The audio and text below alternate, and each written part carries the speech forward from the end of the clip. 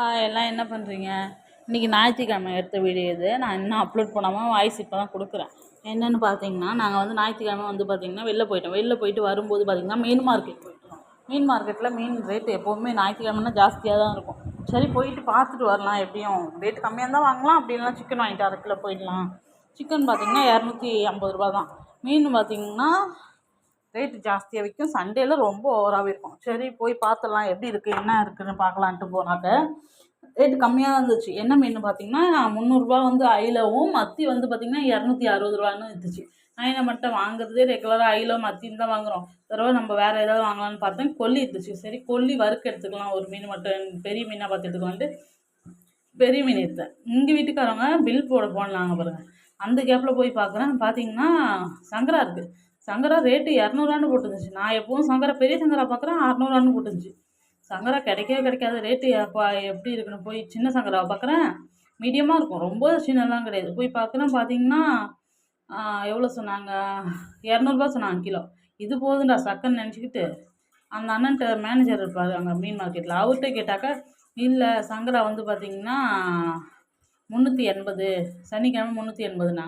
என்ன சொல்கிறீங்க, இதில் 200 தான் ஓட்டிருக்கணும். ஆமாம் 200. அப்புறம் கேட்டு பில்டிங்கில் உள்ளவங்க கேட்டு சொன்னாங்க. இது போதுண்டான்ட்டு என்ன மட்டும் அரை கிலோ 600 கிராம் எடுத்துட்டேன் என் சங்கரா வறுக்கிறதுக்கு.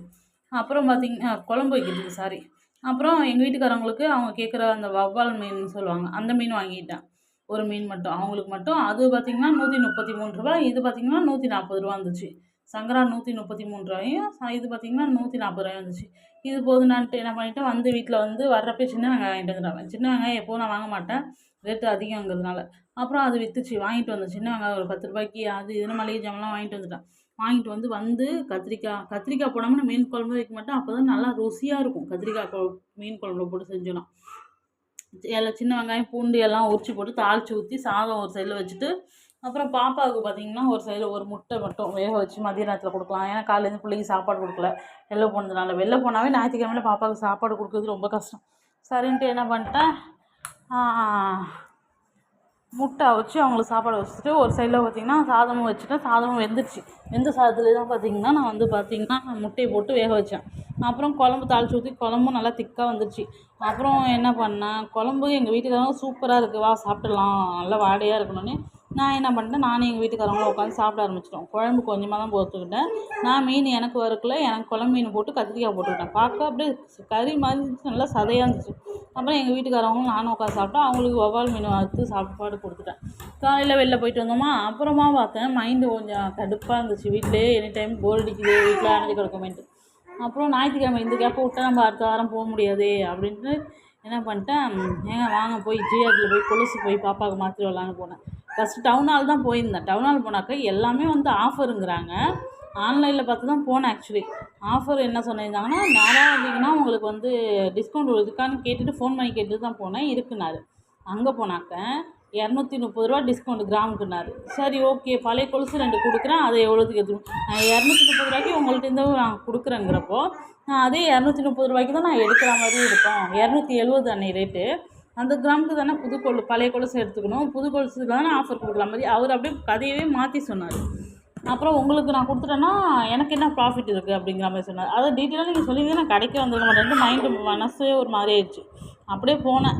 ஜிஆர்டியில் போயிட்டு பாப்பாவுக்கு கொலுசு எடுத்துகிட்டு 2 கொலுசையும் கொடுத்துட்டேன். பழைய கொலுசை கொடுத்துட்டு அது ஒரு 15,000 வந்துச்சு. அப்புறம் பாப்பாவுக்கு வேறு கொலுசு எடுத்துகிட்டு வந்தேன். பாப்பாவுக்கு எடுத்த கொலுசு பார்த்திங்கன்னா காப்பு தண்டை இருக்குது இல்லைங்களா, பெரிய தண்டை, அது மாதிரி ஒரு 55 கிராமில் எடுத்தேன். பாப்பாவுக்கு போட்டுக்க சூப்பராக இருந்துச்சு. அப்புறம் பார்த்திங்கன்னா அங்கே எல்லாத்தையும் ஜாலியாக விளையாண்டுக்கிட்டு பாப்பா அப்புறம் அழுவார், ரொம்ப சவுண்டு. அங்கே போய் இதே பாருங்க, இப்போ நான் வாய்ஸ் கொடுக்குறப்ப எவ்வளோ சவுண்டு, அதே மாதிரி அங்கேயும் சவுண்டு. அப்புறம் இது போதுனான்ட்டு கொஞ்சம் ஒரு காஃபி கேட்டாங்களோ, ஒரு அரை மணி நேரம் கழிச்சு ஒரு காஃபி கொடுத்தாங்க. அந்த காஃபியை நான் குடித்தேன் பாருங்கள். எங்கள் வீட்டுக்காரங்க போய் பில் வாங்க போனோம் கேப்பில். அந்த காஃபியை குடித்து எனக்கு பார்த்தீங்கன்னாக்கா ஃபுல்லாக ஒரே தட்டிட்டேன் அழுதுகிட்டு. அப்புறம் அந்த காஃபியும் கீழே ஊற்றிடுச்சு. அதுக்கப்புறம் பார்த்திங்கன்னா பாப்பாவுக்கு வந்து பார்த்திங்கன்னா பேங்கிள் பார்க்க போனோம். பேங்கிளும் பார்த்தேன், வெளியில் தான் பார்த்தேன். வெளியில் கொலுசு தண்டை எடுத்துட்டேன் 16,000க்கு.